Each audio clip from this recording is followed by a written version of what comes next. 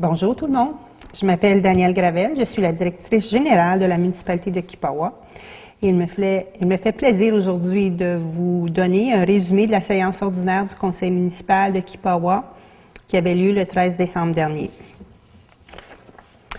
Après la lecture et l'adoption du procès-verbal, le maire a lu la correspondance et il y avait entre autres une lettre de la Chambre de commerce qui est à la recherche d'un bureau. L'an passé, le conseil municipal de Kipawa avait offert un local gratuitement. Et voilà que la Chambre de commerce revient un an plus tard, puis a besoin d'un local.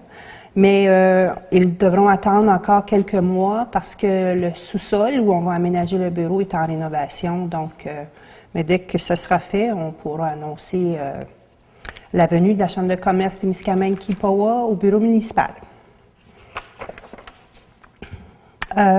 Le maire Young a aussi présenté son rapport de rencontre. Il est toujours très occupé à rencontrer des représentants de divers organismes.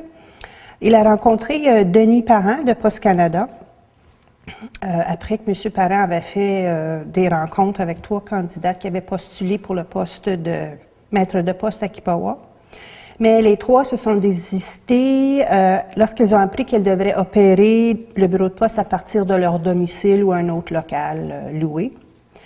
Le maire a insisté auprès de M. Parent parce qu'il voulait conserver le bureau de poste. Maintenant, il est question d'un comptoir express. Mais comme c'est là, on n'a pas encore de nouvelles, fait que c'est à voir là, dans la nouvelle année. Le maire a également assisté aux 2 rencontres d'information sur le projet de parc national d'Opémican. Il a promis un rapport complet au conseil municipal une fois que les Premières Nations auront rencontré le groupe qui travaille pour le gouvernement. Le maire et l'agent de développement a également rencontré Matamek et ses partenaires, qui maintenant s'est annoncé, c'est Toyota, une filiale de Toyota du Japon, qui ont signé une entente avec Matamek pour fournir du financement et de l'expertise au niveau de la technologie. Et Toyota s'est également engagé à acheter toute la production de la mine. On sait que le conseil municipal est impliqué dans ce projet et continuera de l'être. La municipalité de Kipawa avait offert de louer un minibus pour amener les citoyens de Kipawa au parti de hockey des Titans. Et tout semble bien aller. Donc, il est fort probable que l'activité va se continuer en 2012. La conseillère Muriel Bélanger a donné un avis de motion pour présenter et adopter le budget qui se fera le 22 décembre 2011 à 16h ici au bureau municipal. Alors, les citoyens, vous êtes bienvenus à assister à cette rencontre publique. Le conseil a également adopté ou accepté les heures de bureau pour la période des fêtes. Donc, le bureau sera fermé du 23 décembre jusqu'au 1er janvier. Donc, on rouvrira à 8h30 le 2 janvier. On a aussi affiché le poste d'adjointe à la direction générale. Donc, le poste consiste en 28 heures de travail par semaine au taux de 16 $ de l'heure et l'entrée en fonction est prévue le 13 février 2012.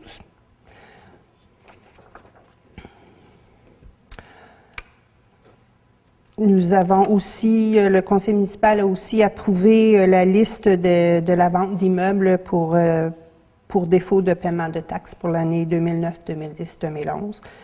Donc, on va remettre la liste à la MRC qui va faire les démarches pour récupérer les taxes.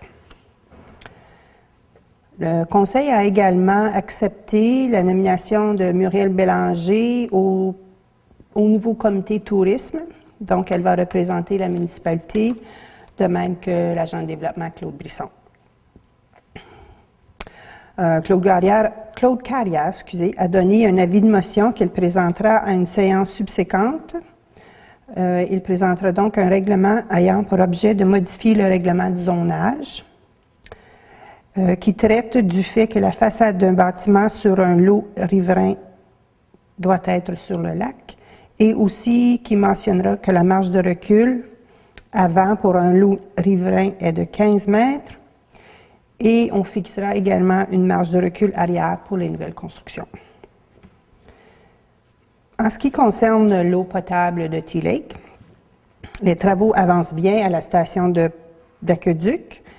Les travaux d'électricité ont été réalisés, une pompe neuve a été installée et le raccordement devrait se faire le 21 décembre. Donc, si tout va bien, les citoyens de T-Lake auront de la bonne eau claire juste à temps pour les fêtes. Et comme partout dans la MRC de Témiscamingue, la municipalité de Kipawa a fait l'introduction des bacs de compostage au cours des dernières semaines. Mais ce qui est différent à Kipawa, c'est qu'ils ont reçu un bac bleu parce qu'ils n'avaient pas le bac de recyclage et le bac vert qu'ils utilisaient pour le recyclage devient maintenant le bac de compostage.